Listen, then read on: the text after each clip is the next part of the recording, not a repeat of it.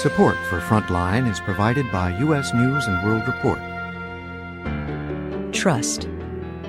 For over 70 years, a commitment to playing it straight, getting it right. U.S. News and World Report. Trust matters. With additional funding from the John D. and Catherine T. MacArthur Foundation. Frontline is made possible by contributions to your PBS station from viewers like you. Thank you.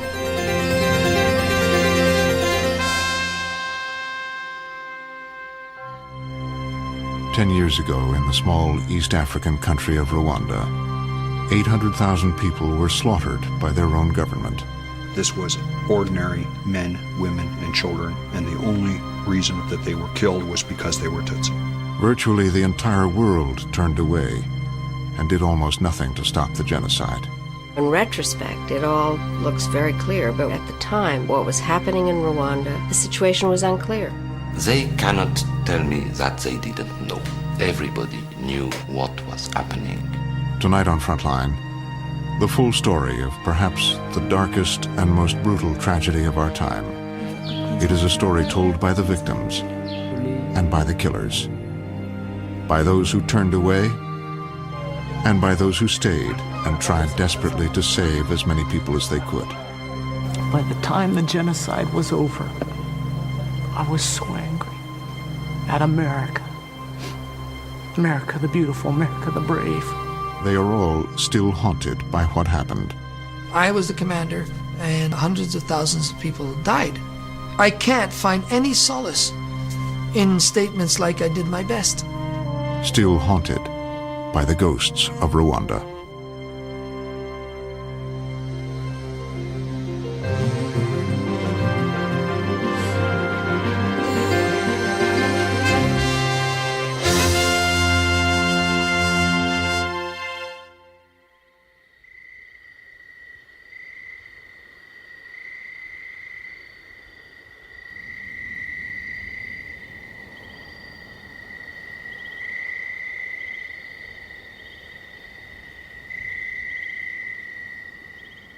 Rwanda will never, ever leave me. It's in the pores of my body. My soul is in those hills. My spirit is with the spirits of all those people who were slaughtered and killed that I know of. And lots of those eyes still haunt me. Angry eyes or innocent eyes. No laughing eyes. But the worst eyes that haunt me are the eyes of those people who are totally bewildered. They're looking at me with my blue beret, and they're saying, what in the hell happened? How come I'm dying here? Those eyes dominate, and they're absolutely right. How come I failed? How come my mission failed? How come, as the commander, I did not convince, I lost soldiers, and 800,000 people died?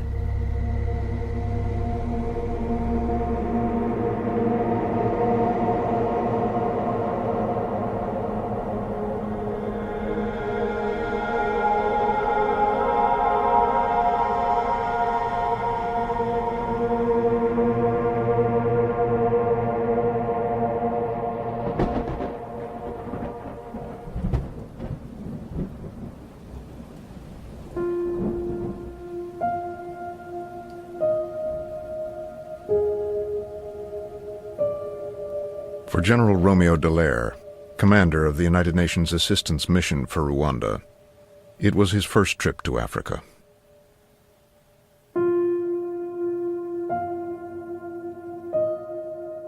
You know, the first breath of air of Africa. Oh, what a phenomenal experience. It felt like you were in another continent. It was different.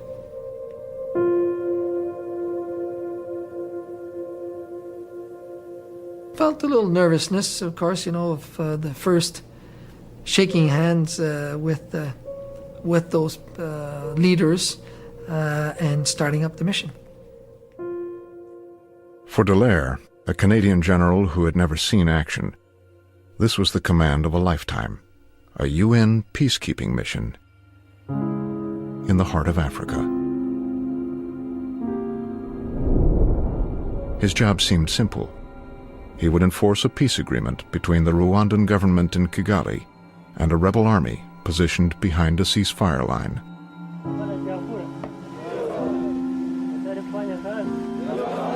The rebels were mostly Tutsis, an ethnic minority that had been persecuted for decades. Some of us had been refugees since 1959. And over the years, in early 60s, in 70s, there had been killings of Tutsis in different parts of Rwanda. So we mainly focused on the very fact that there was need for change in the country and that these stateless people, ourselves, were everywhere in the neighboring countries and beyond, needed to come back home.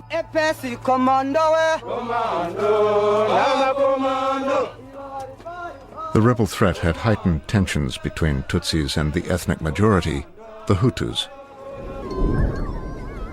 The Hutus had ruled since independence from Belgium in the early 60s.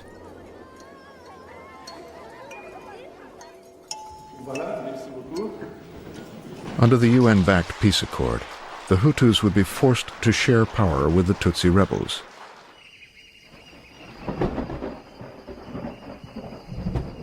But the peace process was already faltering, even as General Dallaire set up his command center in a rundown Kigali hotel. With only 2,500 lightly armed troops, he was ill-prepared to enforce a fragile peace in a country he did not understand. We had very, very little information, knowledge of the background to Rwanda, its history, its culture, what had taken place in the country since independence or even before independence, and especially even in the last couple of years. So we went in quite blind.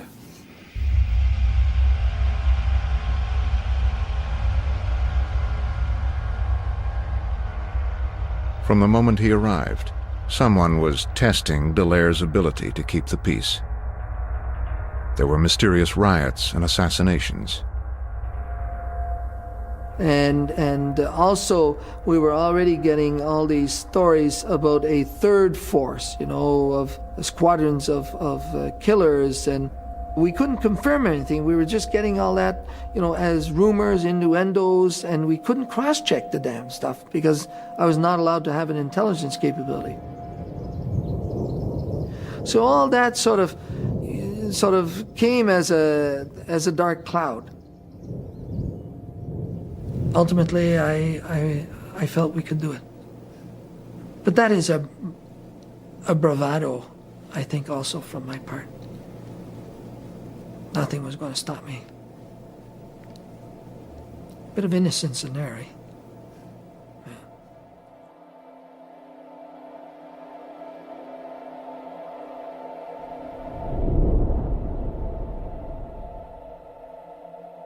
Then, from inside the third force, an informant emerged. The informant revealed that a secretive group of Hutu extremists was plotting to derail the peace agreement and exterminate their enemies. And he was within the higher structures of the MRND party, which was the hardline party of the president. He said that he simply wasn't going to continue to work in that atmosphere, that they were undermining the whole process, and they were ultimately planning the evilest of deeds of attacking not only Tutsis, but all the moderate Hutu leaders also.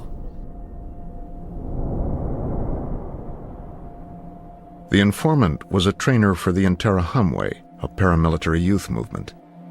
He said they were planning to kill some of Dallaire's troops, Belgian soldiers, the backbone of the peacekeeping force. Jean-Pierre, the informant, said they felt that if the Belgians were killed, that Belgium and the UN would pack up and leave. So already the situation was changing, that somebody didn't want us there and that they were going to target us to encourage us to go.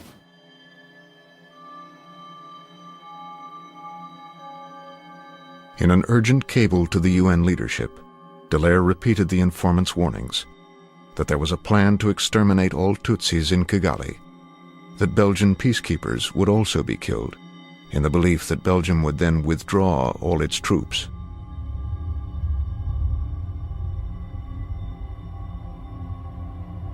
Dallaire told New York he was going to raid the militia's arms caches. He signed off in his native French.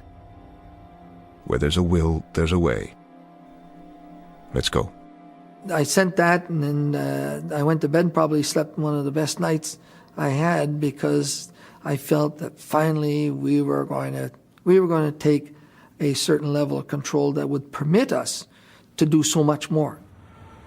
The cable arrived in New York at the UN's peacekeeping department, then run by Kofi Annan.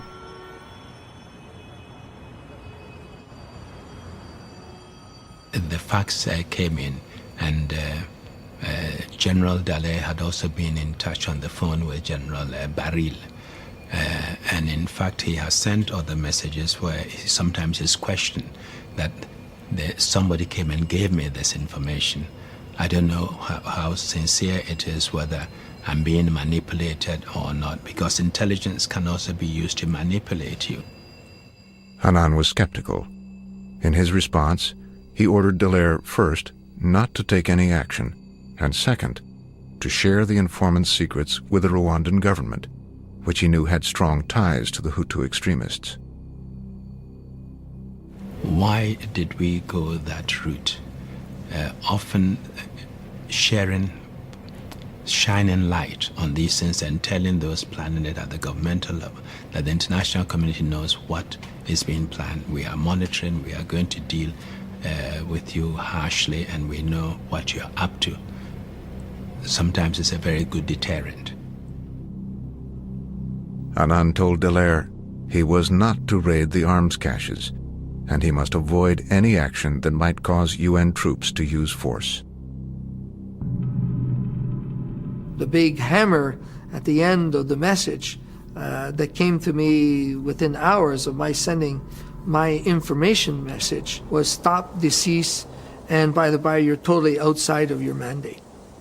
At that time, the whole philosophy was, we don't want another Mogadishu, and so keep it tight.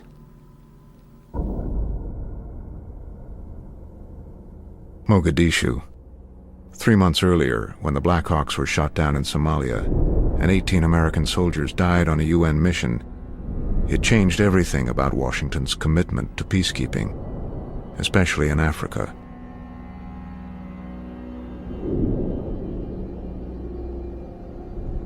The Clinton administration was brought to its knees by the problem in Somalia. A Secretary of Defense was fired, a presidency was dramatically weakened, they were enormously criticized for this adventure in Somalia, and now you had another situation unfolding in Rwanda, and certainly no one was clamoring for a re-intervention into the heart of Africa.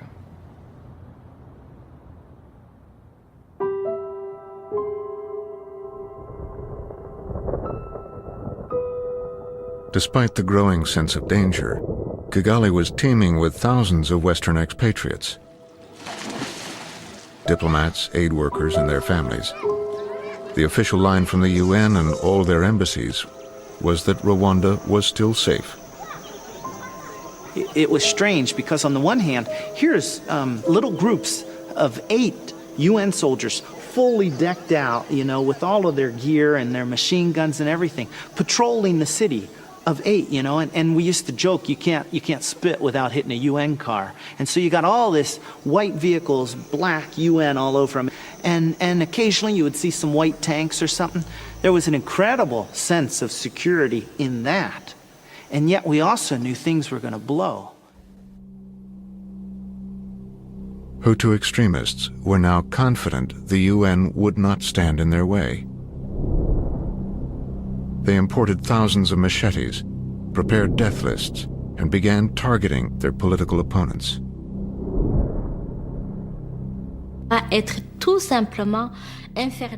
It became simply a nightmare for the Tutsis, for all of the members of the opposition parties, even if they were Hutu.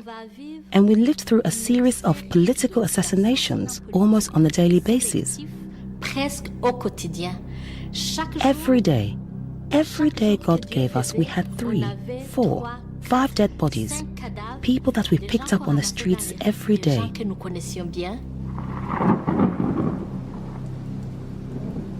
And people tried to tell us and tried to explain to us or help us understand, but maybe we just didn't get it.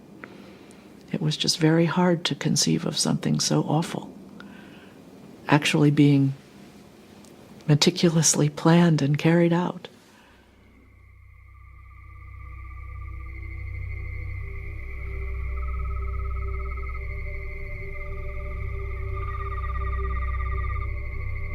In central Kigali, a group of friends gathered for dinner at the home of a young American diplomat, Laura Lane.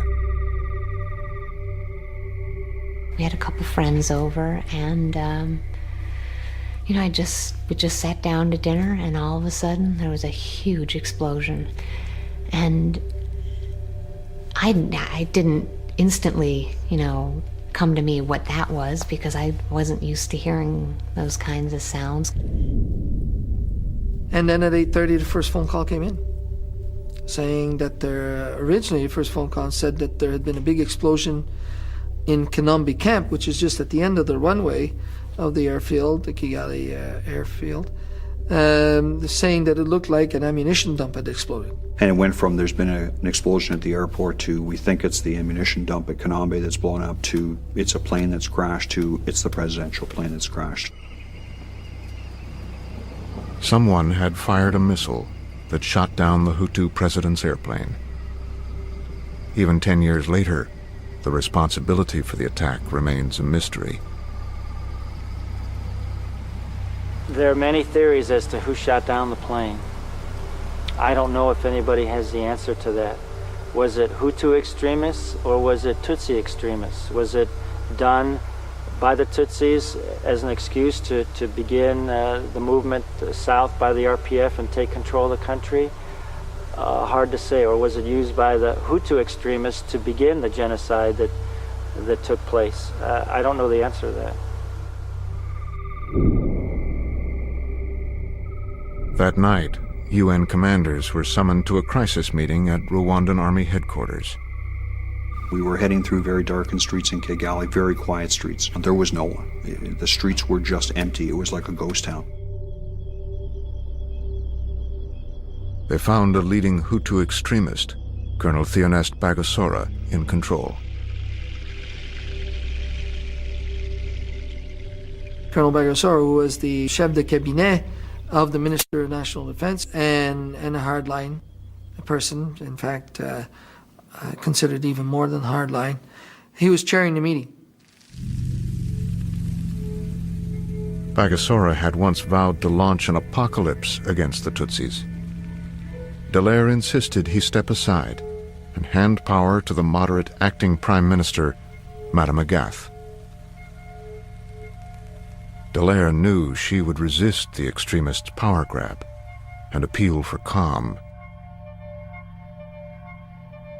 Bagosora kept saying that she is of no use. She never was able to garner her cabinet anyways. And an officer that was sitting next to me stunk of booze. Started swearing in French underneath his breath about her and calling her various names. And so we were stalemated. Dallaire asked UN headquarters for guidance. They responded by tightening his rules of engagement. He was ordered not to intervene, and above all, to avoid armed conflict.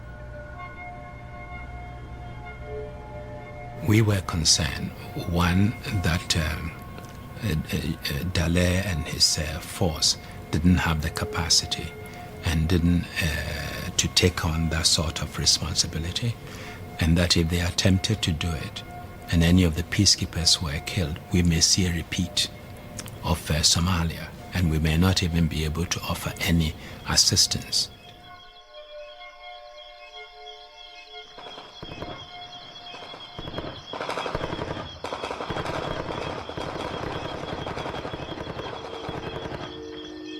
You heard gunshots, you heard screams, you heard just so much activity that you knew this was going to be, an awful night. And in the darkness, you were just, I remember feeling like, I don't want the daylight to come because I don't want to see, knowing what I'm hearing. Well, what's going on here, huh? We got all the kids in the hallway and the television. This is April 7. It's about 6 o'clock in the morning, and we were woken up at about 5:15, 5:20 by a lot of gunfire and stuff. Yeah, the killing was happening right there. Our kids were listening in. While they're describing on the radio, and I'm talking back to them and saying how people are being killed in their front yard, and I'm saying we're trying to get help, and we're just trying to figure out what we can do. This whole drama's unfolding, and our kids are standing there glued to this thing, and all of a sudden I go, whoa, I see, one of them standing there and just transfixed, and I say, Teresa, take them away.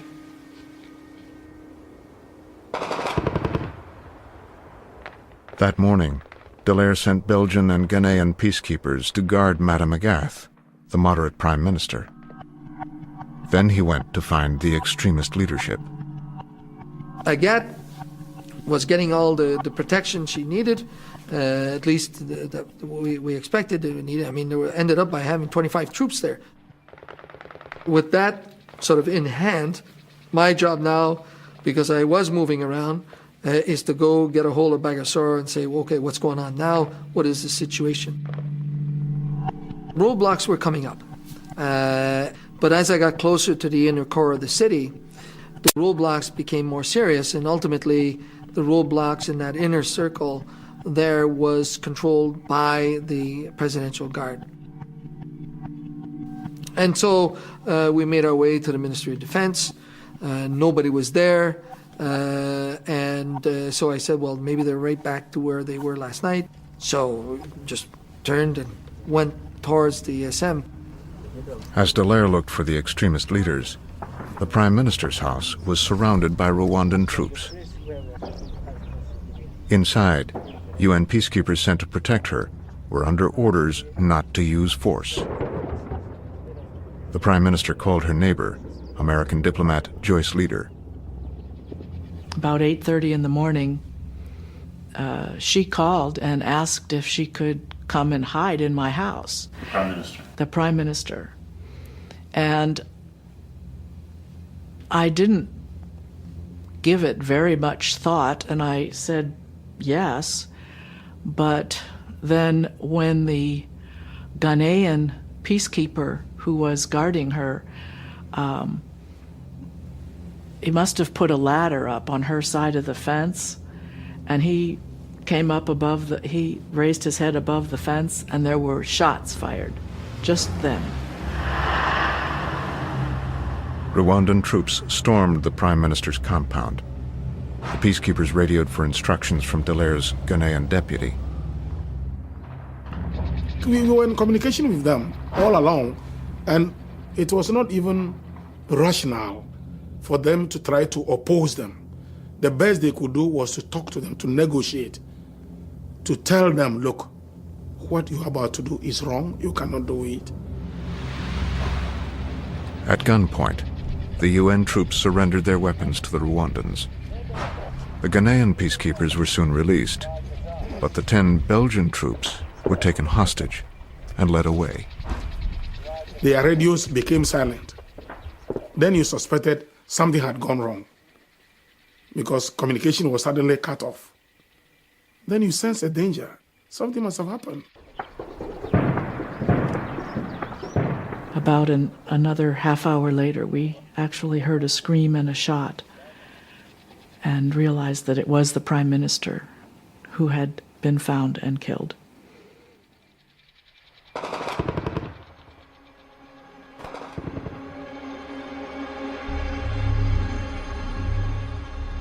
General Dallaire hadn't heard of the attack, but he'd learned the extremist leadership was meeting at Army headquarters. As he approached, Dallaire caught a glimpse of his soldiers inside the Army compound, lying in the dirt. And at the gate, as we went by, I saw two soldiers in a Belgian uniform lying on the ground about 50-odd meters inside the camp. And so your whole life is dependent on those nanoseconds of taking that right decisions, because it's life and death. I was already saying, I can't get those guys out of there. I just don't have the forces or the deployment capability. I've got so many other troops that I don't know of, and all the vulnerability of the rest. I can't take these bastards on. To do anything for them and for the others, I had to negotiate. Dallaire carried on through the next gate to confront the extremist leadership. But he decided not to mention his troops, who he knew were being beaten 200 yards away.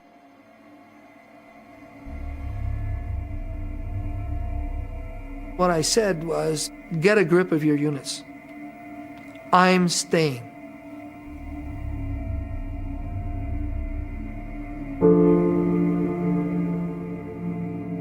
The informant, Jean-Pierre, had told us that they were trying to set up to wipe out a dozen or so, or 10 Belgians, in order to break the back of our mission, because if the Belgians pulled out, I had no real substantive capability to sustain myself, and that the international community would pull us all out. These guys knew about Mogadishu also. And so what I was making clear to them was that I'm staying. Dallaire later demanded to know what had happened to the Belgians, but he took no military action to rescue his troops. Finally, a phone call after insistence came and said that they are all at the hospital, at the morgue. And so I said, right, let's go. The morgue was a little shack, and a bit of an L-shaped small shack. And there was a 25-watt bulb at best. And there in the corner of the L shape was this pile of potato bags. Just looked like a pile of big, huge potato bags. And as we got closer, we saw that they were bodies.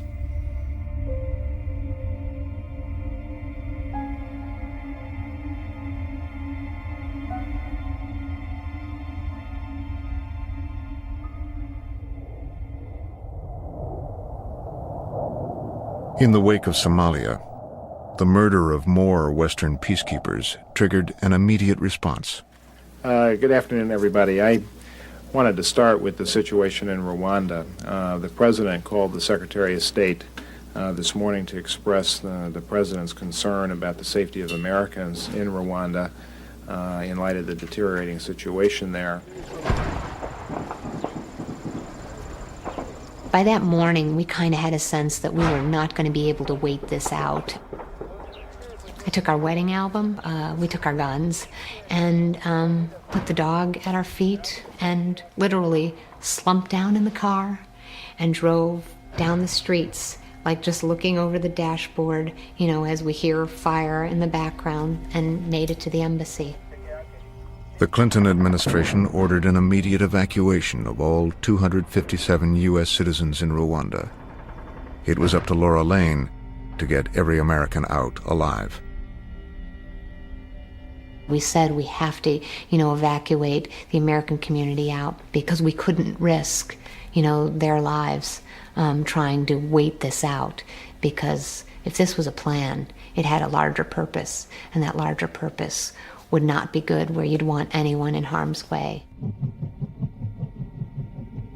But Lane told Washington she wanted to stay and keep the embassy open as a safe haven for Rwandans. I felt very, very strongly that if there is someone who is planning this kind of evil, They need to know that there is also another group, that we, the Americans, will stand right here and stand against them. And I felt very, very strongly about that, because otherwise they think they could get away with it. Yeah, I do recall there was the notion that, yes, maybe we could stay behind and maybe we could do something. But then you have to say, with what do you create a safe haven? If the Belgian troops could not defend and protect the Prime Minister from a ruthless attack, what were unarmed Americans bearing a flag going to do? Maybe hopelessly naive. I mean, we were 4 people in an embassy, and very small embassy community. But I don't know, I think one person can make a difference, and maybe if we just saved one life, that was one life worth saving. Maybe we couldn't save everyone, but I would have rather stood there and said, and stayed and said, I am going to stay because it is worth that risk. So, in the end, the decision was taken out of my hands. All embassies in Kigali closed. Aid workers and diplomats were ordered out of the country.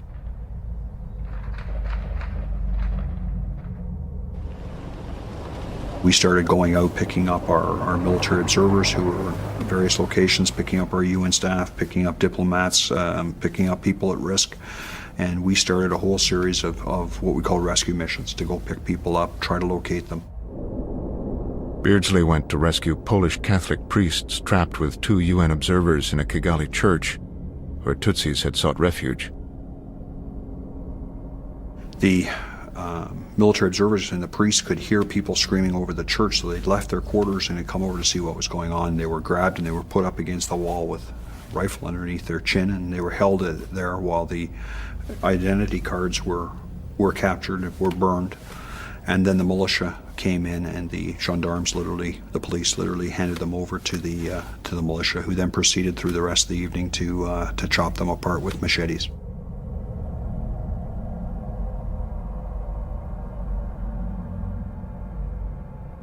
Inside the church itself were about 150 people.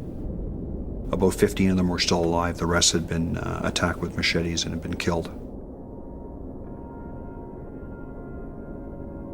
And the thing that stood out in my mind up until that day, it almost bore the resemblance of a coup, taking out the moderates.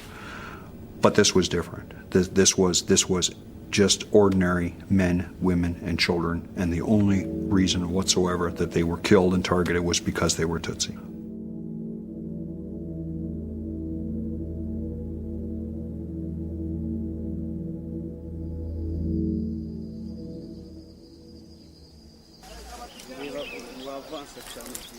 Behind the ceasefire line, the Tutsi rebels of the Rwandan Patriotic Front were preparing to respond. The information very clearly came in very fast, showing how targeted killings were being carried out and how these were spreading out not only in Kigali but going beyond Kigali to other parts of the country. And we knew that was the usual style the massacres had started. And we have to take action. The rebels declared the peace process dead and attacked the extremist government. General Kagame had gone through training at Fort Leavenworth. The U.S. military maintained contact and understood the rebel leader's intentions. In retrospect, there was no chance, I think, that the RPF was in any mood to negotiate right from the beginning. They wanted what? They wanted to take control of the country. They wanted to take over control politically, militarily. There was no way you're going to stop the RPF. There was no way that they were in the mood to negotiate once this all started.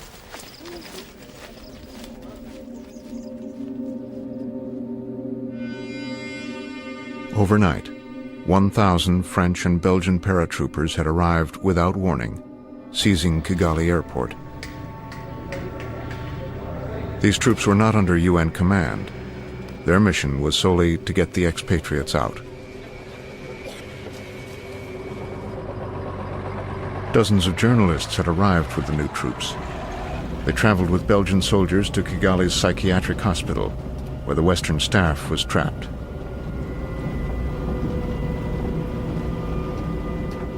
On the way in, they drove past the Interahamwe, waiting outside.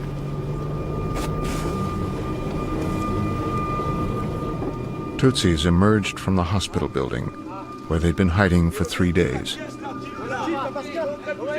They said they were surrounded by the militias, that some of them had already been killed. Depuis 3 jours, il y a déjà des cadavres là-dedans.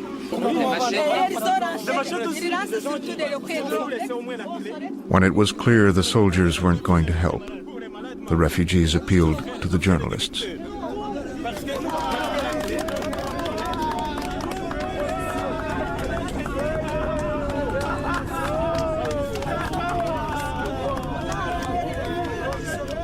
It was a whole group of people, but in the whole group, one woman started to speak and started to explain why they were afraid and what was happening to them. And she started begging us to take her and the others with us. She was speaking to me, a woman to a woman, saying, "I'm afraid, please help me." Yeah, we were just listening to her, and then we couldn't do anything. At that moment, we thought we couldn't do anything, just listen and say yes.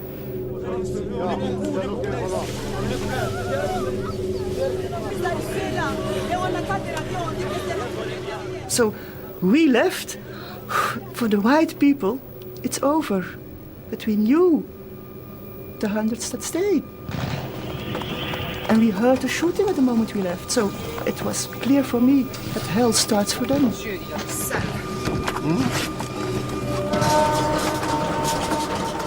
All Western troops and UN peacekeepers were under orders not to evacuate ordinary Rwandans.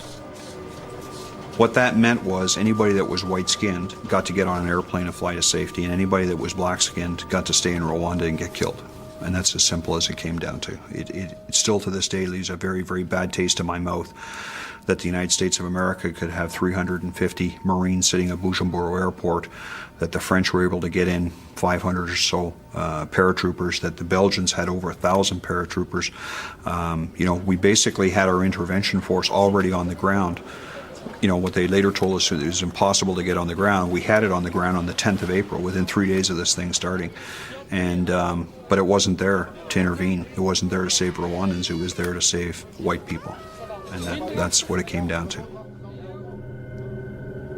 With the airport taking fire, the American embassy decided to evacuate its staff and expatriates overland in convoys south to Burundi, where U.S. Marines were waiting.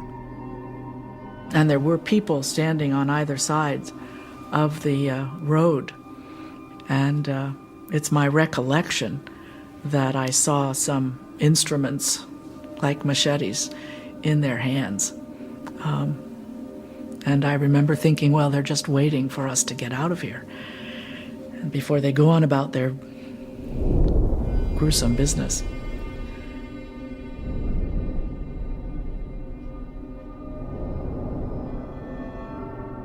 I was working for the American embassy, basically. I saw them leaving. I saw the flags and the vehicles. I know all the vehicles, I know all the peoples they belong to, and so on. So I said, okay. I think it was sad, surprising to see that by the end of the day, you are a person who has to die, when other people are allowed to be alive. This is a strange feeling. Americans were allowed to be alive. My neighbors were allowed to be alive. They were walking on the street, they were going to the market. And we were here feeling that we had to die anyway.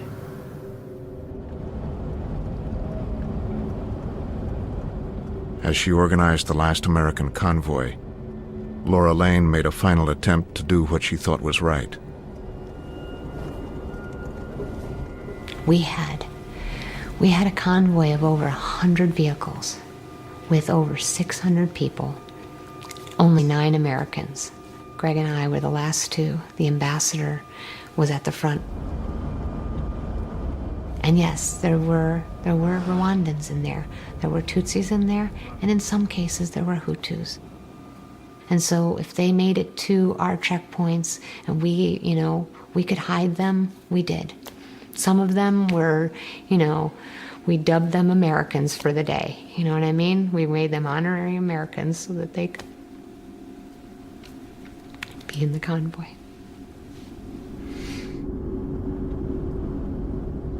If people in Rwanda ever needed help, now was the time. And everybody's leaving.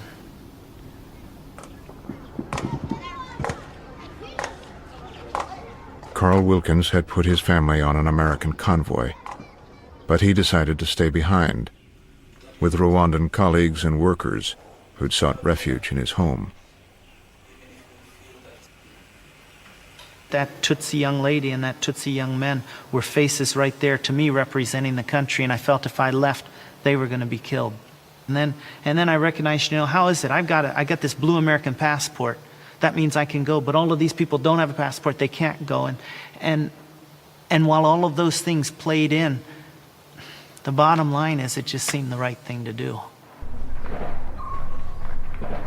By the evening of April 10th, Carl Wilkins was the only American left in Rwanda.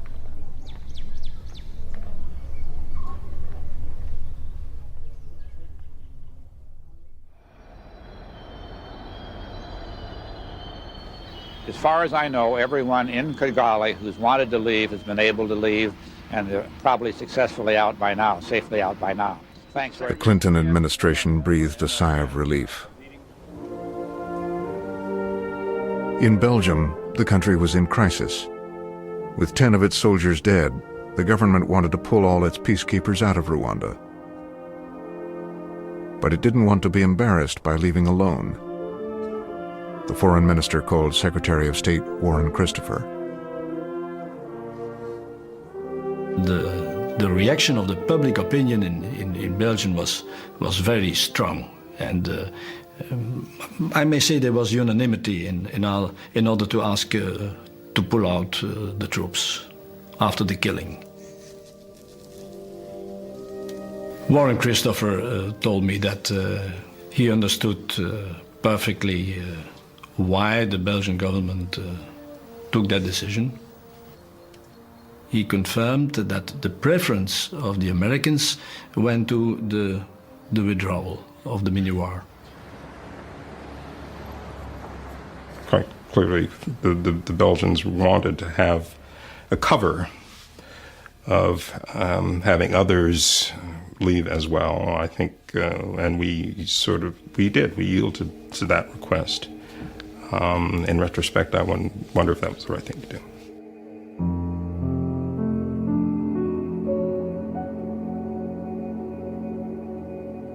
Christopher instructed Madeleine Albright, America's ambassador at the UN, to push for the withdrawal of the entire peacekeeping force. My instructions were to support full withdrawal. And I listened to the discussion very carefully in the Security Council, and I could see that our position was wrong, and especially in listening to the African delegate, Ambassador Gambari from Nigeria, was very moving on this. And I had the full backing of my colleagues to argue on the contrary, that we must forget about cutting and running, that it will be callous, it will be contradictory to the spirit of the Charter, which says Security Council has a responsibility for the maintenance of international peace and security everywhere in the world, including Africa. And I asked my deputy to take my seat while I left and went out into the hall, into these phone booths, and called Washington. And they said, well, no, we're worrying about this, and these are your instructions. And I actually screamed into the phone. I said, they're unacceptable. I want them changed. Albright's call was to Richard Clark, head of peacekeeping at the National Security Council. Clark declined to talk to Frontline, but he did talk to journalist Samantha Power. and they end up in a screaming match. The fight is not about whether to send U.S. troops to Rwanda. That's not even contemplated. The fight is simply about how to withdraw the UN peacekeepers and how many to withdraw and how many to leave in place and what the function of those peacekeepers should be who remain in place. That's what the fight is about. That's the extent of the dissent at the highest level of the U.S. government about this genocide. That's it. That phone call. With the United States demanding a withdrawal, the UN instructed General Dallaire to start closing down his peacekeeping mission. Dallaire turned to his deputy, General Henry Aniadoho, for advice. And I remember sitting in front of his desk, huge man sitting there, stoic. And I said, Henry, they want us out. We've failed in the mission. We've failed in attempting to convince. We failed the Rwandans. We are going to run and cut the losses. That's what they want us to do. And I said, no, we haven't failed. And as commanders, we are going to sit here, work hard, and see to its solution. So let's tell those people back in New York that we do not think that the mission should be closed. Aniadoho assured Dallaire his Ghanaian peacekeepers would stay. And that was all I needed. That meant that I would still have troops on the ground, which were good troops, not well equipped, but good troops. So I stood up and I said, Henry, we're not going to run. We're not going to abandon the mission. And we will not be held in history of being accountable for the abandonment of the Rwandan people. It was just morally corrupt to do that. And that's when I went back and told them to go to hell.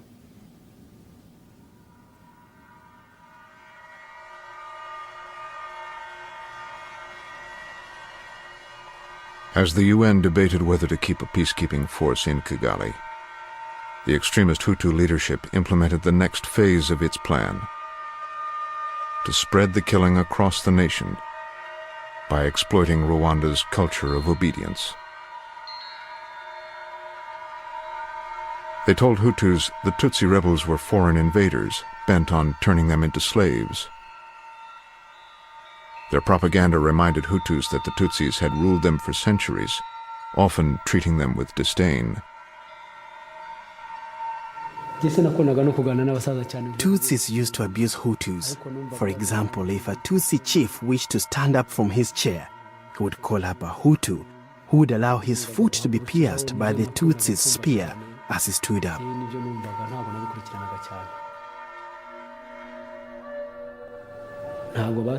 My understanding is that Tutsis are not originally from Rwanda. I heard that they might have come from Egypt or somewhere else. An extremist hate radio station told Hutus to eliminate their Tutsi neighbors.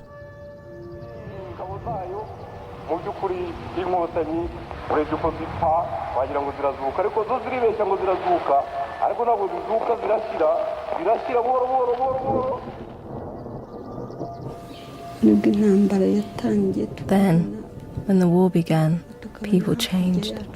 One day across the valley, we saw houses burning and people fleeing from their homes. A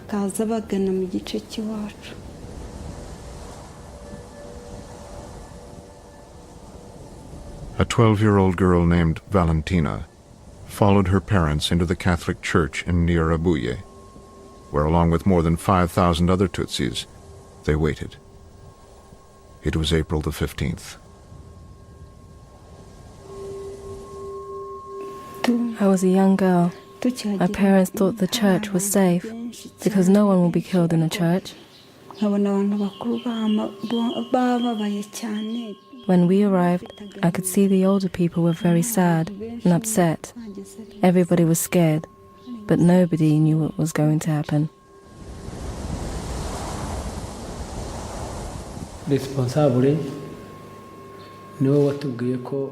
The leader of the local community told us that Tutsis had fled to Nyarubuye and that we had to go there and kill them. On the morning of April 15th, we woke up and started walking towards the church. It was like going to the marketplace. I saw the soldiers come in, and they started shooting and shooting. All we had to defend ourselves were rocks. Then our local governor, Gachumbitsi, came in and stood in front of us. Gachumbitsi said that everyone should know what they were there for. He said that all those who were there should be killed, that no one should survive.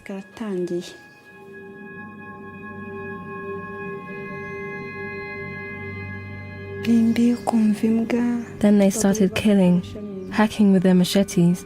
They kept doing it, and I was hiding under dead people. They didn't kill me because of the blood covering me. They thought they had killed me.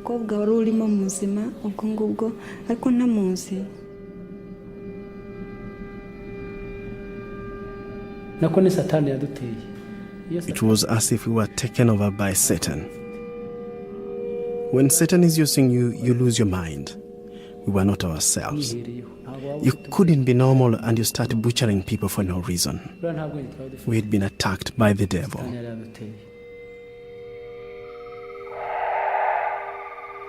It was very late, around 2 a.m. when the Interahamwe came back. One of them stepped on my head. He was shaking me with his foot to see if I was alive.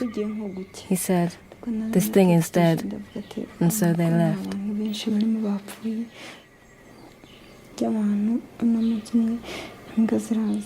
I lived among the dead for a long time. At night, the dogs would come to eat the bodies. Once a dog was eating someone next to me.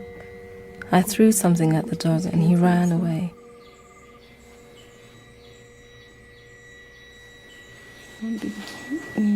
I hid in a small room. That's where I stayed and slept for 43 days.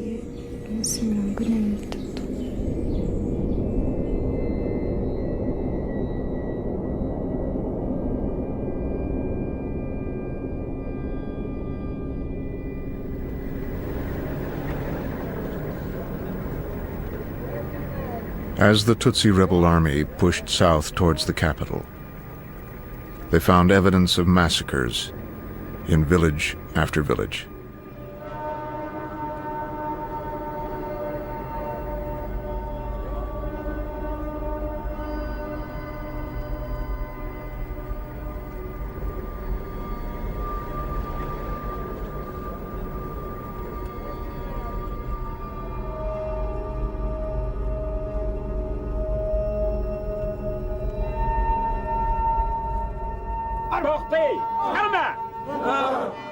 With the rebels approaching, extremist Hutus unleashed more Interahamwe militias to accelerate the killing.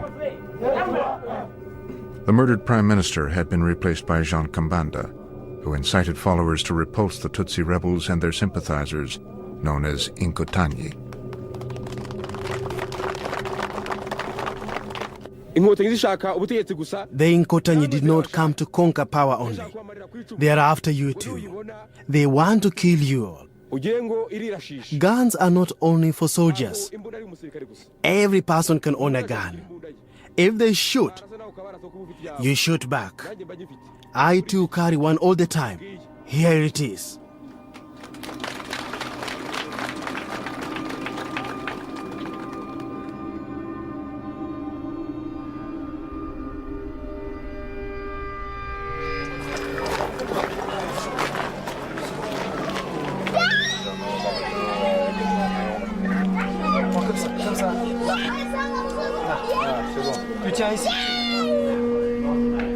Extremist Hutus referred to Tutsi survivors as those not finished off. The Red Cross had never left Rwanda, and those who stayed confronted a stark moral dilemma. What do you do in the face of evil?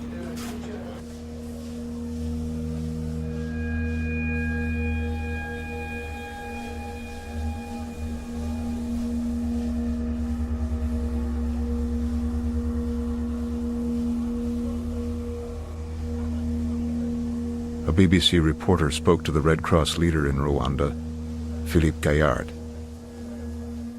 Walking around here, the images are quite horrific. You've been dealing with this for a long time. What do you think of it? I don't know if I still feel something. I have a brain of iron. That's the way I've survived. That's the way I can speak to you in a so clear language. Is there a high price to be paid for that kind of brain of iron? Later on, perhaps? Later on, maybe. For the time being, so far, so good.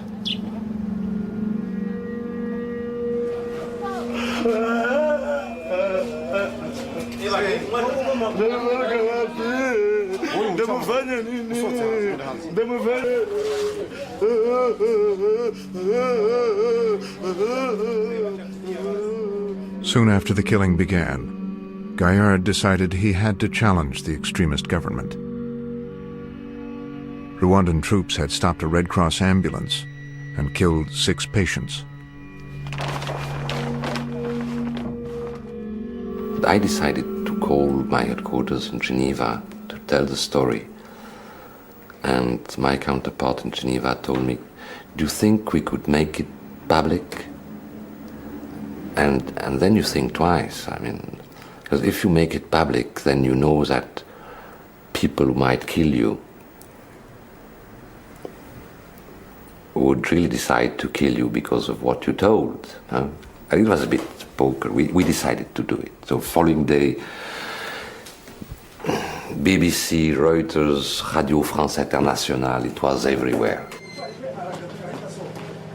The publicity embarrassed the extremists, and their government gave the Red Cross safe passage throughout Rwanda. So these 6 people didn't die for nothing. I mean, they, because of their deaths, hundreds of other people could be saved. Gaillard cultivated a relationship with the extremist leadership, which he believes helped the Red Cross save 65,000 lives. When we talk about mass saving, I think that the best and the only way is to talk with the people who want to kill them. Yeah? I remember one day I met, by chance, Colonel Theonest Bagosora. And I told him, Colonel, do something to stop the killings. I mean, this is absurd. I mean, this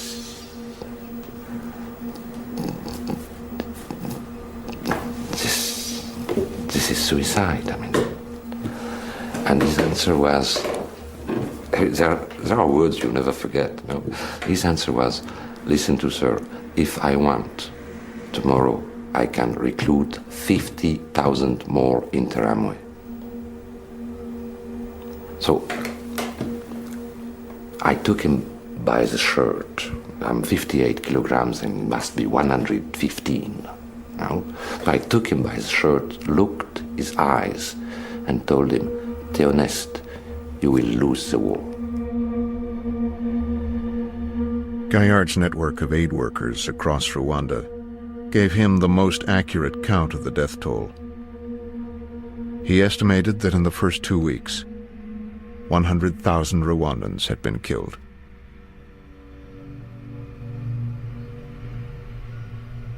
The Red Cross has a tradition of neutrality and public silence, but Gaillard decided that this genocide would be different. The International Committee of the Red Cross, which is a 140 years old organization, was not active during the Armenian genocide, shut up during the Holocaust. Everybody knew what was happening with the Jews.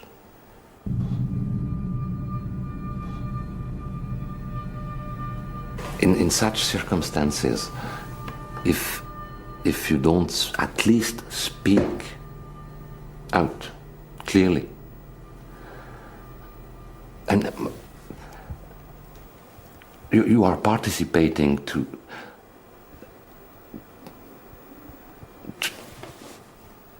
the genocide. I mean, if you just shut up when you see what you see, I mean, morally, ethically, you cannot shut up.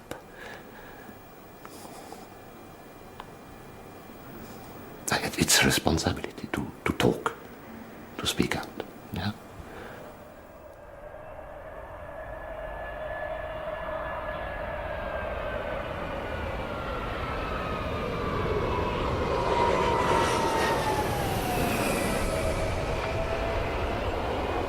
A Rwandan human rights activist traveled to Washington.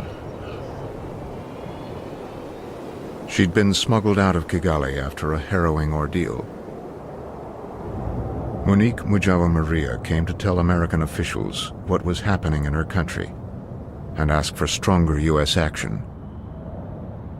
The first person who I met when I arrived in the United States was Anthony Lake, who at the time was National Security Advisor. I will always remember him. He was very pleased to see me. Well, I met with Monique and was moved and terrified for her by her story of barely escaping, hiding in the attic for a while and then getting out. I think he was personally affected by what was happening in Rwanda. But as a government official, he was not ready to take action. He didn't want to. And it's not that I didn't care. It's that any caring wasn't translated into any focus, any attention really. On something like this, it would have taken quite a push. And there's no question in my mind that in the end the president would have had to push it.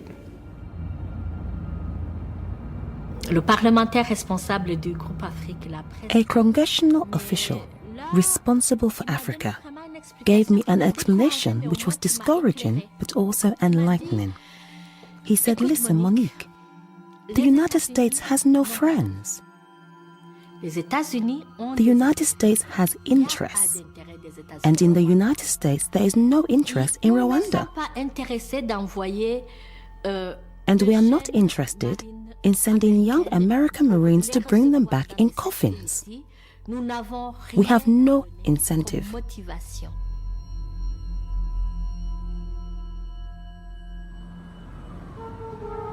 As Monique lobbied Washington, America and the entire UN Security Council voted to withdraw 90% of the peacekeepers in Rwanda.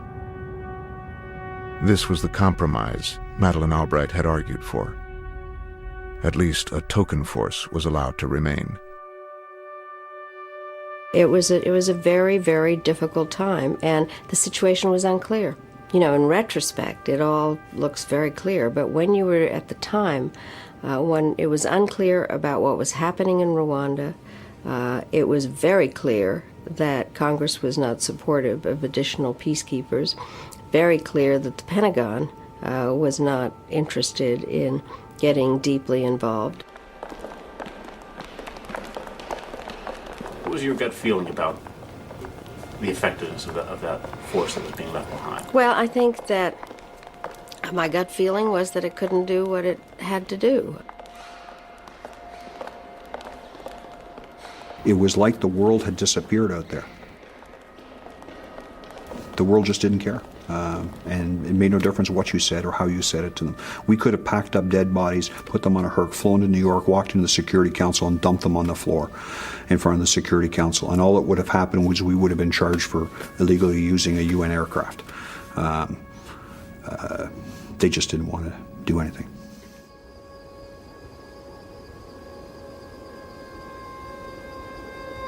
Forget any idea that somebody's going to come and help you, Dallaire, or your forces, and that we're going to actually do something positive. We're just going to continue the movement that the Belgians have started of withdrawing and pulling out. That scenario brought an enormous gloom because there's no cavalry coming over the hill. General Dallaire was left in Kigali with only 450 ill-equipped troops from developing countries. Now he faced the moral burden of bearing witness to a genocide without the means to stop it. He was abandoned by his own organization. This is terrible. To be abandoned by his own organization, it's terrible. I was always supported. It's a big difference, a huge difference. We needed surgeons, nurses, I mean, this kind of very specialized stuff, you know. It arrived to Rwanda within days. It's very, very efficient, very short. They came. Some people had to be changed because some people got crazy. But then you find other people who, yeah, able to take risks and to do the very little things you can do, which are always miracles. Do miracles. That's, yeah, in such context, it's the only way to do something, I guess.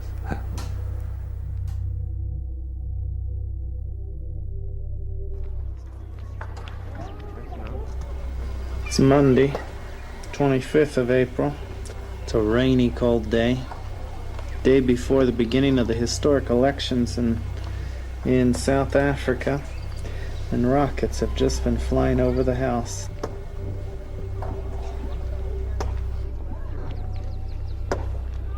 Carl Wilkins, the only American not to evacuate from Rwanda, hadn't left his home in nearly 3 weeks. And so when I went out, it was wild. There were horses roaming the streets, and there's no horses in Rwanda except at the Belgian club, and someone, I guess, had let them out of their stalls. And there were guys sitting at roadblocks in couches, you know, and they'd have an old shotgun across their lap, and they'd have like a monkey, you know, on a leash, some foreigner's pet who had fled. Little kids were playing with all kinds of Western toys all over the city. Little Rwandan kids had never seen these toys before, much less been able to touch them and play with them. It was a wild place out there.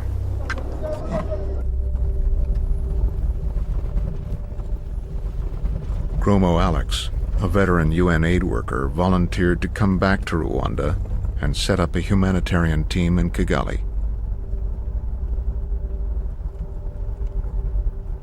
Very few people get opportunities to be real heroes. So I wanted to be one of those, you know, one of those few. During the genocide, what was it like right here? Very dead quiet. Barriers on most of the, almost any road entering into the neighborhood was blocked off with tree stumps or logs or beer cases. Each day, Gromo Alex delivered food to refugees at UN safe havens in the city and learned to navigate the Interahamwe roadblocks. Started as early as we could in the morning, not too early. We tried to finish it as early in the afternoon as possible because by noon they had been drinking and were intoxicated.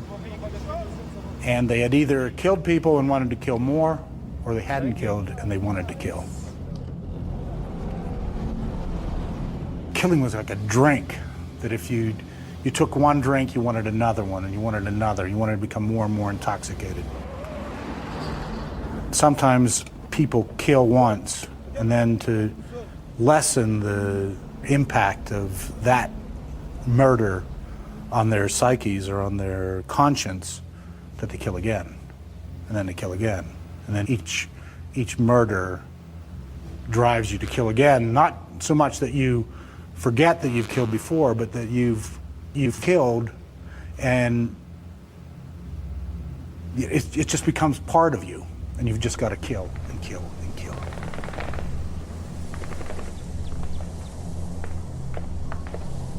"4 weeks into the genocide, the Red Cross estimated 300,000 Rwandans had been killed.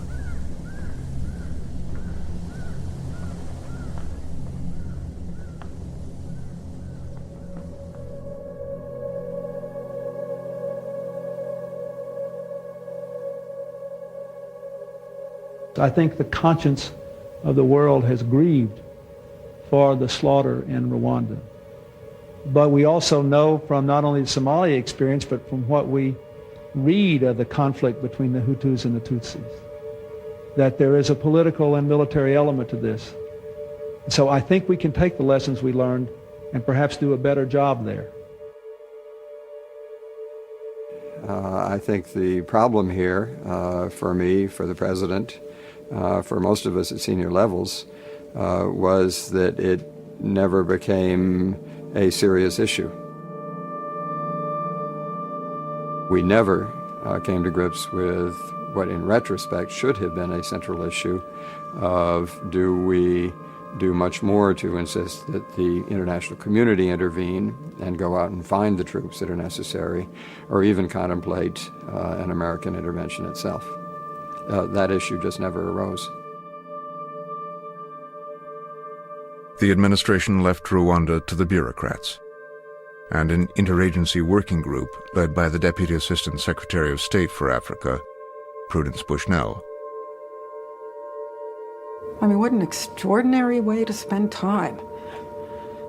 Bye, dear, I'm going off to the office today to sit with my people and talk about, is there any way we can save human beings from being slaughtered when there are no resources, there's no peacekeeping.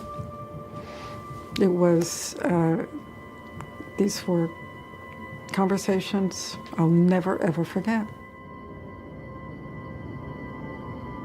Bushnell's hands were tied by the government's policy of non-intervention. So when she called extremist Hutu leaders, she could threaten them only with words. I would set the alarm for 2 o'clock in the morning and having these bizarre conversations in French. Hello, this is Prudence Bushnell. Stop it. Stop killing people. When she called General Kagame, the Tutsi rebel leader, Bushnell's instructions were to demand that he halt his advance and negotiate with the extremists. He was always very dispassionate, but there was a burst in the middle of this conversation of a fair amount of passion when he said to me, "Madam, they're killing my people." And it wasn't part of my instructions to be empathetic, and yet it really pulled at my heart, because I knew they were killing his people.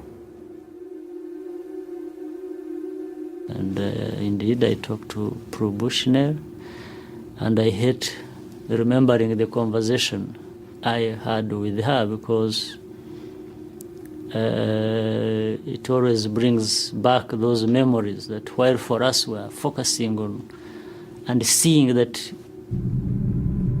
hundreds of thousands of people were being killed, somebody else was talking about something else that had nothing to do with saving the lives of these people who are being killed.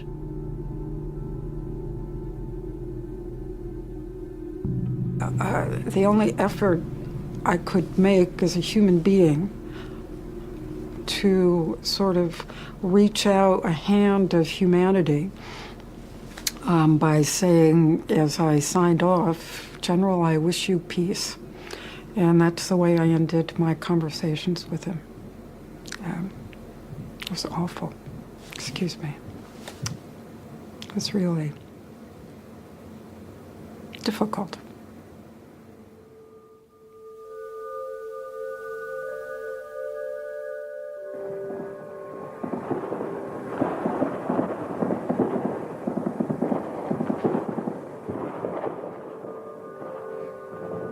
As the outside world left Rwanda to its fate, one UN soldier in Kigali was taking matters into his own hands.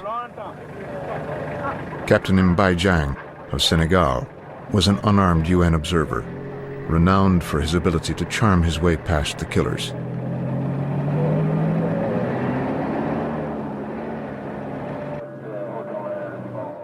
He's a tall guy.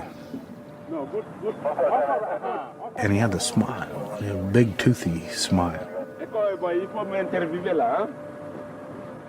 even in all this, gore and hatred, as long as you can have that brief glimpse of, a smile or something to laugh about that's good, you grab onto it.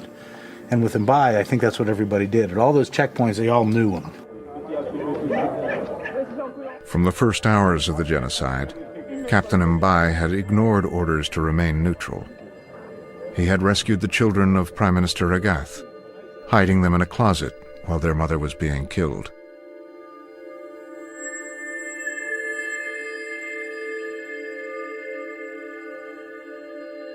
Based at the Hotel Milcolin, a safe haven in the center of Kigali, Captain Mbai was part of a group of UN observers whose very presence was often enough to keep the killers at bay. These guys didn't move. This heart of observers, the gang that stayed at the Milcolin, there were 7 or 8 of them, that particular group, on their own initiative, would go to places where people told there might be people hidden, and they would get them out and bring them to either Milcolin or another safe place that we had. And Dang was one of those leaders in that. I mean, he was evident, courageous, and risk-taking. But even General Dallaire didn't realize the full extent of Captain Mbai's secret rescue missions. We'd see in this back room in Amahoro Hotel, the headquarters, large groups of people that all of a sudden appeared and then the next day were gone. We began to put together that Mbai was bringing people from all over town to the headquarters and then evacuating them or having them picked up and taken to safety elsewhere. I knew what Mbai Diagne was doing. I had a very, very strong suspicion, put it that way, of what he was doing. And had I investigated, I could have found out, but I didn't want to find out. I didn't want to say there is a Senegalese officer saving people in this town. You can imagine what the impact of that would have been. He would have been killed. While observers like Captain Mbai were saving hundreds of lives, General Dallaire had a plan to save tens of thousands by creating more safe havens like the few his troops were already protecting in Kigali. Dallaire had a plan which was basically to secure football stadiums in every town around Rwanda. Football stadiums were particularly defendable areas because they had large concrete stands. And if you have 50 soldiers with guns on the top of those stands, you can stop people coming in to kill people, basically. So I think it was very doable if there had been a much bigger UN, not that much bigger, a few thousand well-armed UN soldiers. General, you do say that people are being killed, taken out of fight in Kigali. What can the UN do about it? Send me troops. Will you send troops? Well, what more do you want me to say? I'm waiting here. So send me troops.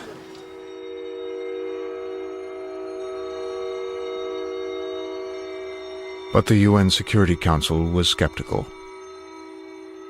Yeah, we knew what Dallaire was saying, but remember, the Belgians, which were the primary Western European force, had left. And there weren't many other European forces that had real capacity, raising their hand up in the air, volunteering to put battalions on the ground in Rwanda. That just didn't exist. American officials worried that UN troops would get embroiled in Rwanda's civil war, because the Tutsi rebels of the Rwanda Patriotic Front made it clear they would oppose a robust UN force. At the time, the RPF was determined to take Kigali, take power back in Kigali, and they weren't interested in the UN coming back in. They saw a UN force as being a force that would prop up the Hutu regime that was committing the very atrocities that were ongoing. So the RPF was not interested in a UN force, and this was crucial to our decision-making regarding whether a force would go in and whether it would go into Kigali. The UN told Dallaire he would get no more troops. And without a larger force, all he could do was to keep trying to negotiate a ceasefire between the Tutsi rebels and the Hutu government. I was also determined to continue to keep negotiations going, because maybe it'll stop. Maybe with a ceasefire, between the two belligerents, we might be able to stop the massacring. When the ceasefire talks again went nowhere, Dallaire asked to meet directly with the commanders of the death squads. I had to crack the nut of the militias. And so I asked Bagosora, I said, listen, let me meet these guys. Let me negotiate with them. Inside a Kigali hotel, the leaders of the Interahamwe were waiting. And so when I arrived, Bagosora introduced them. And as I was looking at them and shaking their hands, I noticed some blood spots still on them. And all of a sudden they disappeared from being human. All of a sudden, something happened that turned them into non-human things. And I was not talking with humans. I literally was talking with evil.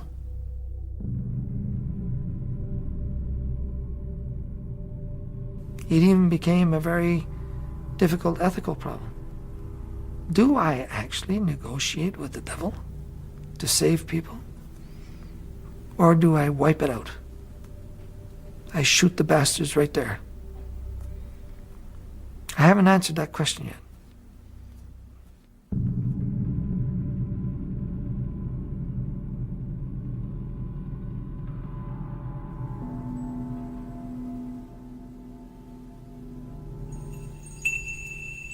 The Interahamwe continued to threaten UN safe havens like Sainte-Famille Church in Kigali. The Tutsi refugees inside suspected the Hutu priest was helping the killers. They appealed to Dallaire. There were like two Senegalese military who were coming from time to time. And we said, if they stay here permanently, we will be more or less protected, because, people did not want to kill and have and being seen, especially by the international community, journalists and so on. Dallaire placed the church under UN guard. As elsewhere, sometimes all he had to offer was a couple of unarmed UN soldiers. Quite amazingly, these people who were very brave managed here and at the ICRC hospital to prevent armed people from coming in saying, stop, you're not allowed in here. This site is protected by the UN. And you ask yourself, well, here's one guy with no gun sitting on a wooden chair all day, and you're all night, not sleeping, and he's able with no gun to convince people that they're not allowed in here to kill people. I mean, there were some powerful, brave things that were being done by UN soldiers, completely devoid of any support from New York. Forget it, I'm sorry. Nothing came from those people.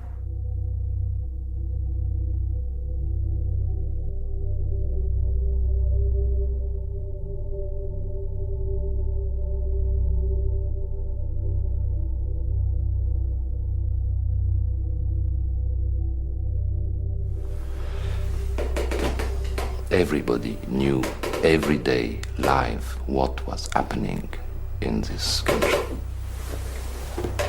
You could follow that every day on TV, radio. Who moved? Nobody. Yeah. I spoke to the Red Cross representative and I asked him how many people had been killed. And Philippe said something along the lines of, In the first few weeks, I said that 100,000 people had been killed. A few weeks later, I said, loud and clear, that I think 500,000 people have been killed. And now you're another journalist, and you're asking me again, and I'm telling you, I can't count anymore. 500,000 people have been killed, and I've stopped counting.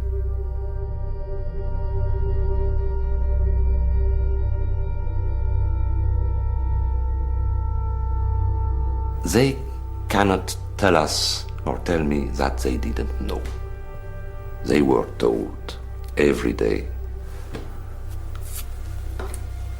what was happening there. So then don't come back to me and tell me, sorry, we didn't know. No. Everybody knew.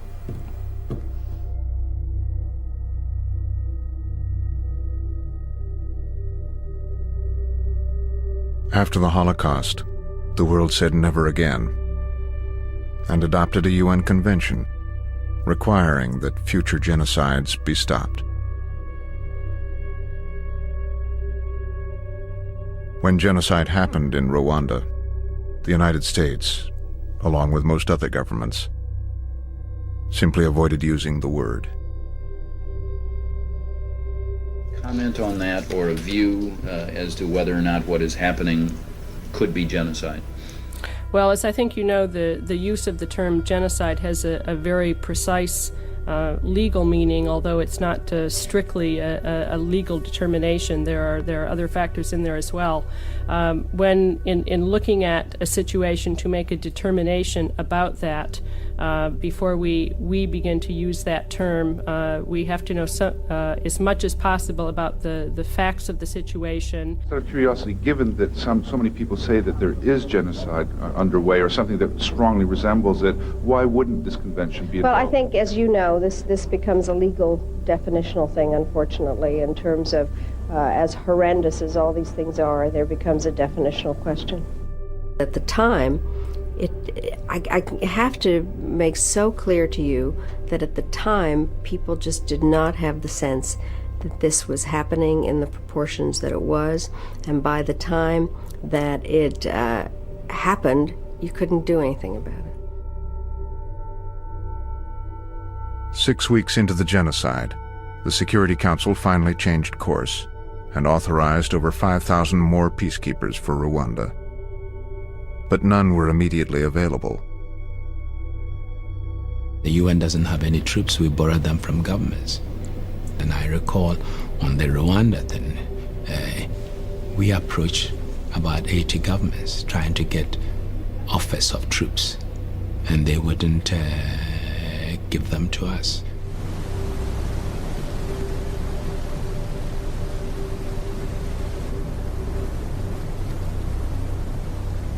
Washington promised logistical support.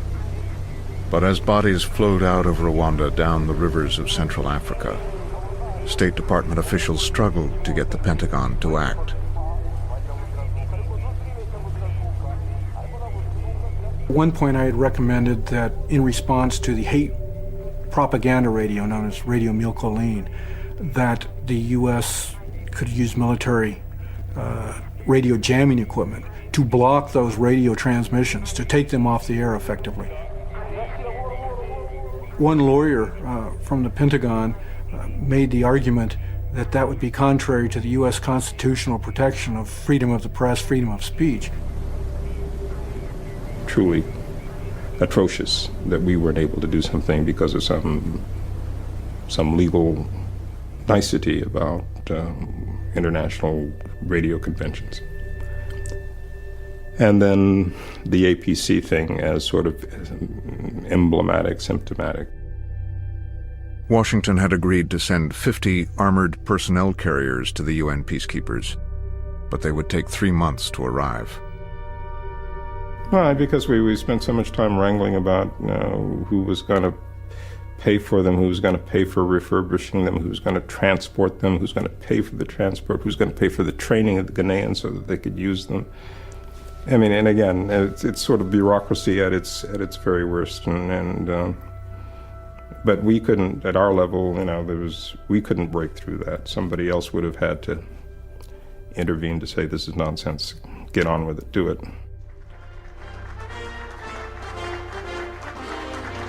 The bureaucratic paralysis emerged from the administration's decision not to intervene.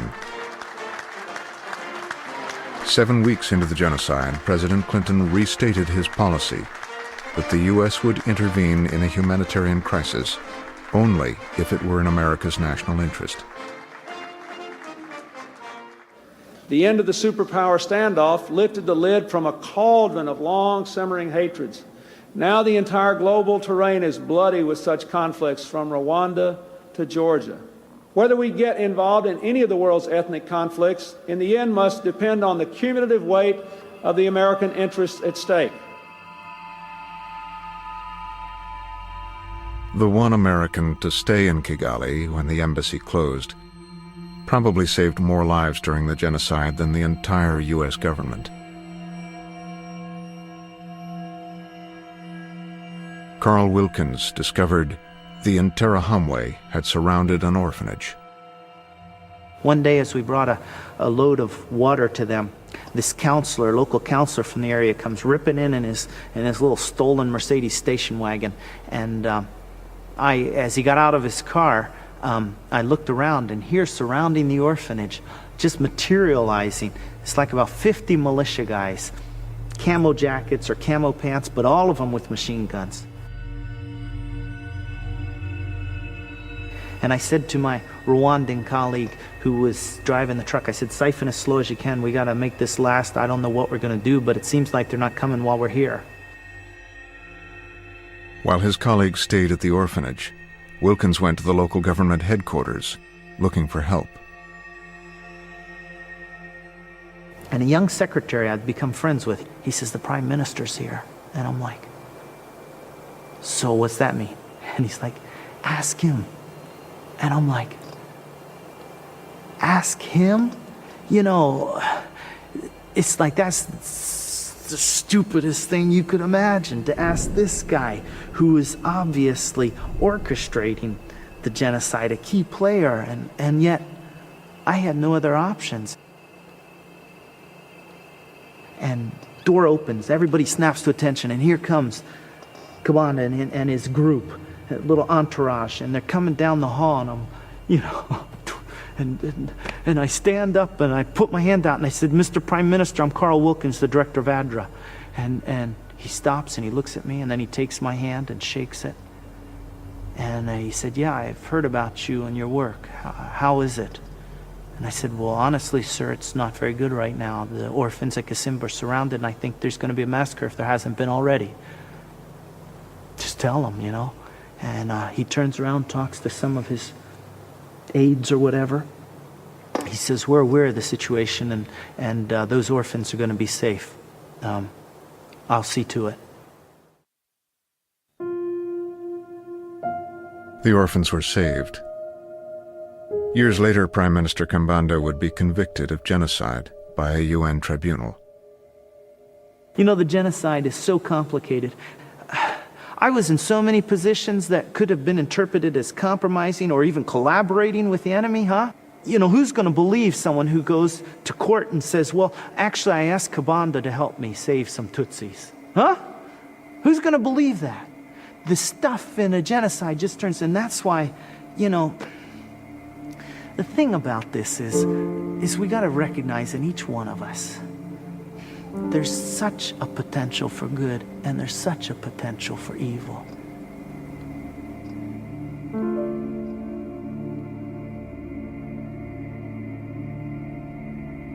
By late May, the extremists were running out of Tutsis to kill. They threatened to storm the UN sanctuary at the Hotel Milcolin.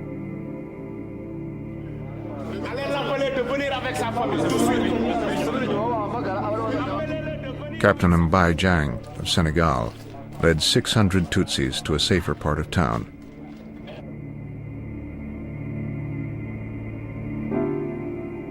And the militia attacked the convoys.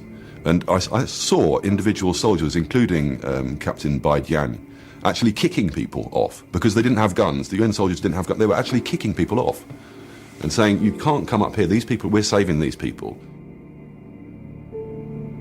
A few days later, Captain Mbai was driving from the hotel back to UN headquarters. He stopped at this bridge, a final checkpoint.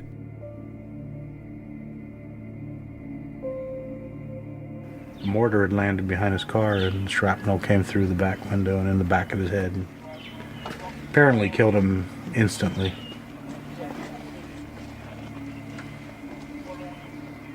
They're calling around for a body bag, and there's no body bags. There's not a body bag. There's nothing left. There's nothing. And you wonder, at this time we're starting to put it together, and we're saying, here's a guy who gave his ultimate, who did everything, and we don't even have a body bag, Nothing to, show him some respect. We had some UNICEF plastic sheeting, and we had some tape. We're folding them up, and, the creases aren't right, because his feet are so damn big, and you don't want that for him. You want it to be like, just laid out perfectly, so that, when people look at him, they know that he was something great. No one knows how many lives Captain Mbai Jiang personally saved. At least 100, perhaps 1,000. Captain Mbai Jiang is one of the best officers in my army. And the job he done here, none of us did it. I remember bursting into tears with a colleague of his, a Senegalese captain. And the captain said to me, "You're a journalist, I'm a soldier. Now you've got to tell the world what Mbai Jiang did. You've got to tell the people that he saved lots of lives. Even while the UN was shamefully pulling out its troops, he was saving people's lives. And please tell the world." We carried the stretcher into the Hercules aircraft. It was a very, very low point. Very low point. Such an incredibly courageous individual, amongst others, who were strong and courageous. But he seemed to be untouchable.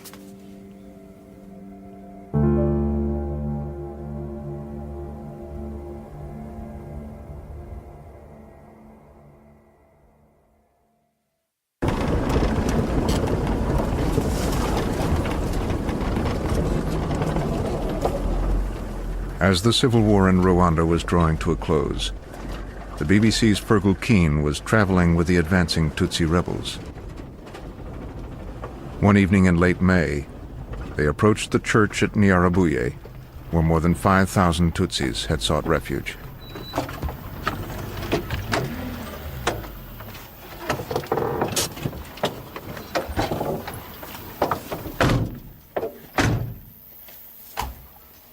We got out of the car, and in front of the church there were some bodies on the ground.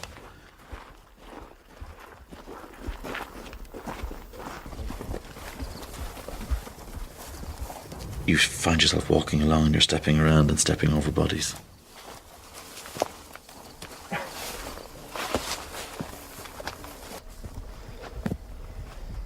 And then we walked down this path through the church compound, and it was heavily overgrown. And we went down further until we came to this kind of open courtyard area where the bodies were stacked in against the walls.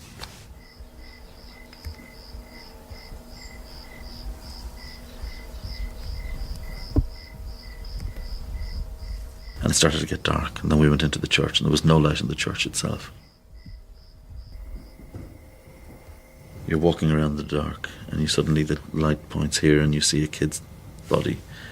And you know it's a kid because he's wearing his khaki school uniform. And he's lying there, and his head's been bludgeoned away.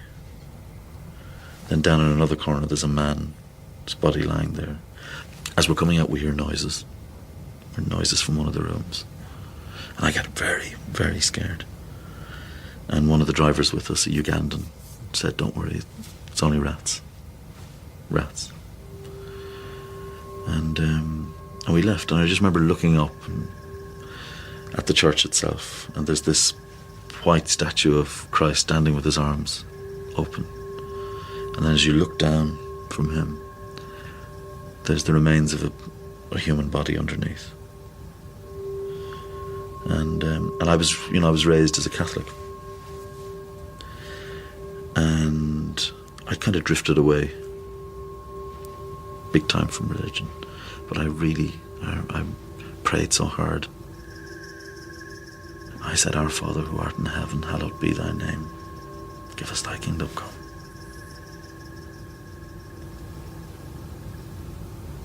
I needed to believe in something.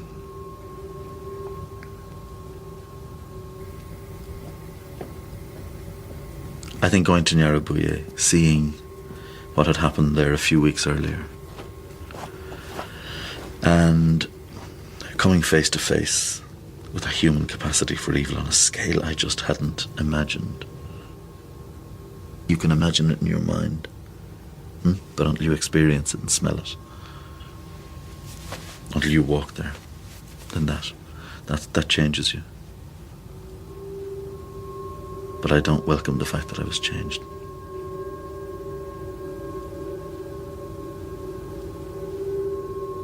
We heard that there were survivors, and we got to the mayor's offices, the offices that had been used by the man accused of leading the genocide. And we walked in, and sitting on the ground were this woman and I think 2 children, and one of the children, she looked in the most terrible state. She, we could see that her hand was black, being hacked away. And there was a wound on the back of her head as well. The nurse was trying to dress the wounds, and this child I looked at that kid and I said, "She's not going to make it. There's no way." The kid's name was Valentina.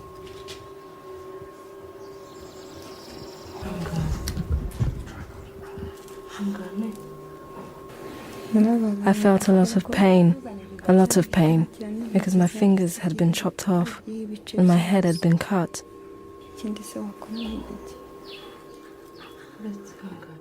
I was very sad because my family was all dead. I didn't think I was going to survive.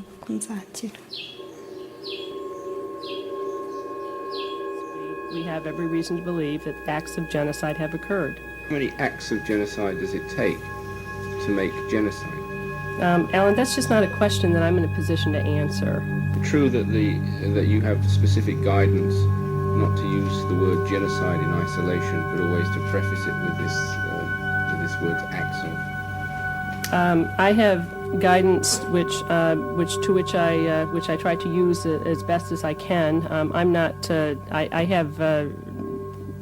There are formulations that we are using that we are trying to be consistent in our use of.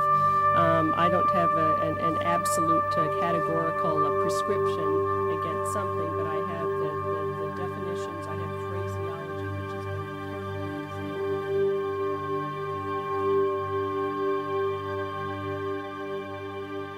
It is ludicrous in retrospect that the discussion was about, well, what might we be viewed if we declare that there is genocide and then we are not in a position or not ready or willing or able to do anything about it. The fact of the matter is it was there, and the fact that we didn't say so was already tarnishing our credibility and our capacity to do something about it. So, but I think, as I said, I think that's probably one of the most shameful passages in this whole exercise was the length of time and the amount of tortured discussion it took us to actually come to that determination.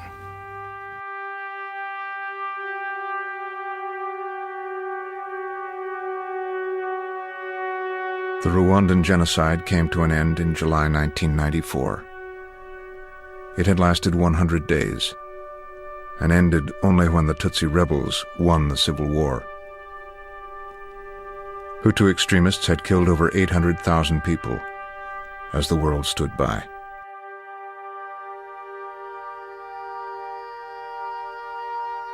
When I'd lay down at night in the hallway there was a hope that something's gonna happen, you know? Something's gotta happen.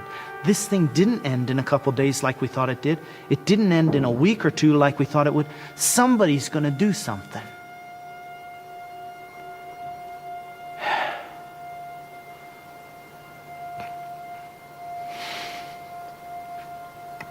By the time the genocide was over, I was so angry at America. America the beautiful, America the brave.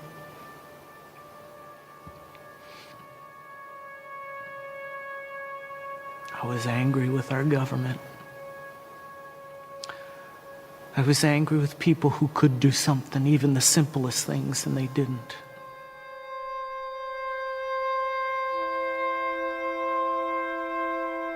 As the years passed, world leaders who did little as genocide happened on their watch came to places like Nyarabuye on pilgrimages of contrition. At what point did I start saying to myself, we should have done more? When did that start coming to me? Honestly, it didn't start happening probably until I went to Rwanda, saw the bodies. It was worse than anything I had seen in Vietnam. And after that, I began understanding, or at least asking myself, whether we couldn't have done more.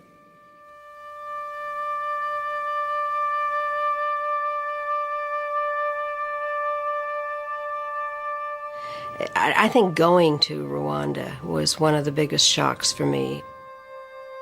I went to this church on lake, and then there was a mass grave, and there was a small skeleton that they had managed to excavate, which was about the size of my grandchild at that time. And you could see the machete mark on the skull.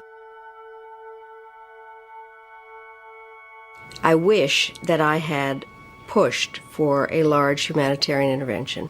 People would have thought I was crazy. It would never have happened, but I would have felt better about my own role in this. It was a very painful and traumatic experience for me personally.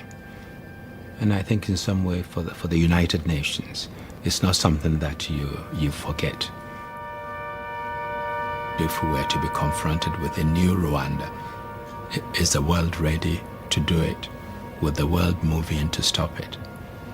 And my answer is, I really don't know. I wish I can say yes.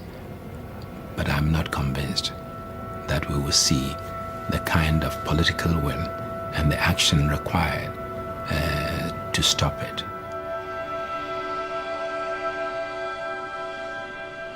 Eventually, President Clinton himself came to Rwanda. I have come today to pay the respects of my nation to all who suffered and all who perished in the Rwandan genocide. It may seem strange to you here, especially the many of you who lost members of your family, but all over the world there were people like me sitting in offices day after day after day who did not fully appreciate the depth and the speed with which you were being engulfed by this unimaginable terror. In his remarks, which were billed as an apology, Clinton did say the U.S. had made mistakes. But he never actually said he was sorry. He met with survivors and heard the human consequences of his policy of non-intervention. And then he left. Mr. President, the lack of intervention in Rwanda, can you tell us why the U.S. didn't intervene? I think that the people that were bringing these decisions to me felt that the Congress was still reeling from what had happened in Somalia. And by the time they finally, I sort of started focusing on this and seeing the news reports coming out of it, it was too late to do anything about it. And I feel terrible about it because I think we could have sent 5,000, 10,000 troops there and saved a couple 100,000 lives. I think we could have saved about half of them. But I will always regret that Rwandan thing. I will always feel terrible about it.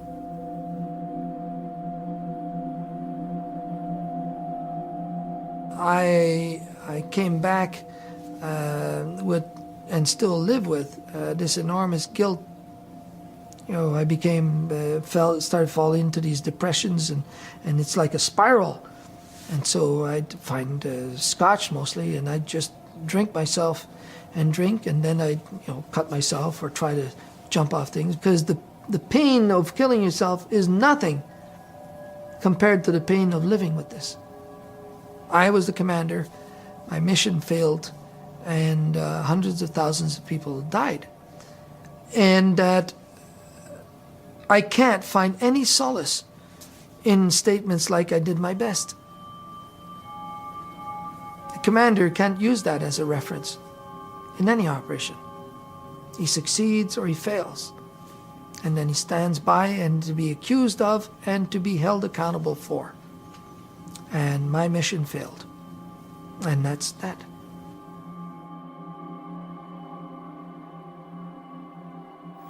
And I don't feel guilty. I never felt guilty. Dahler felt guilty all the time. And I think this is the reason why he's still deeply wounded, while my scars are okay. Yeah.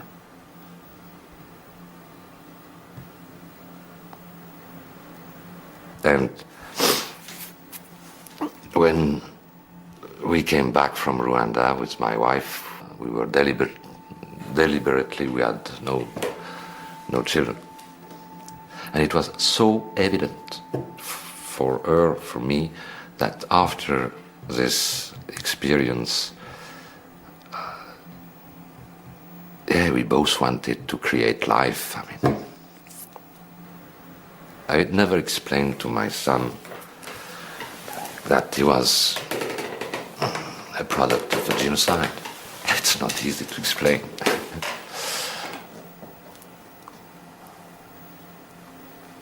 He is. Yeah.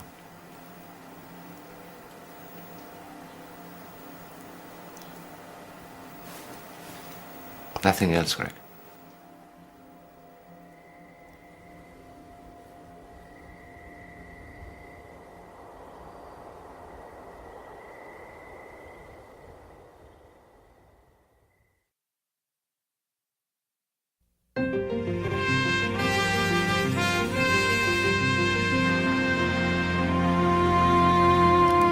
There is more to explore about this powerful human story at Frontline's website. And rockets have just been flying over the Video house. diaries of those few who tried to save lives.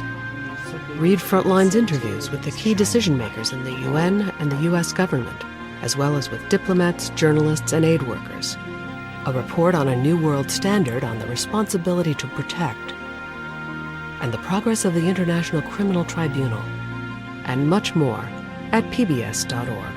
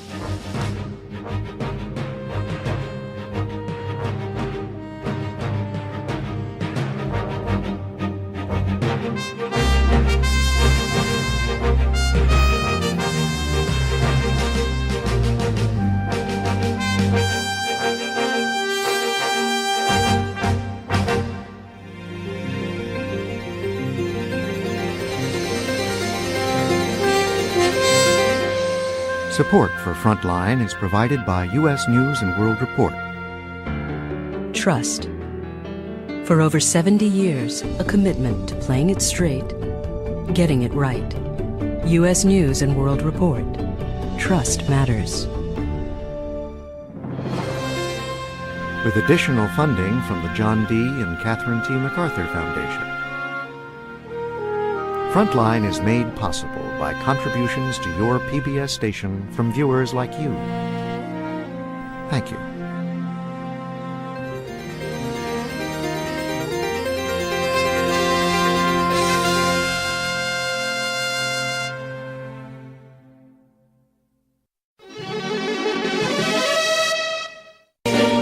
Cause I've been living inside of you,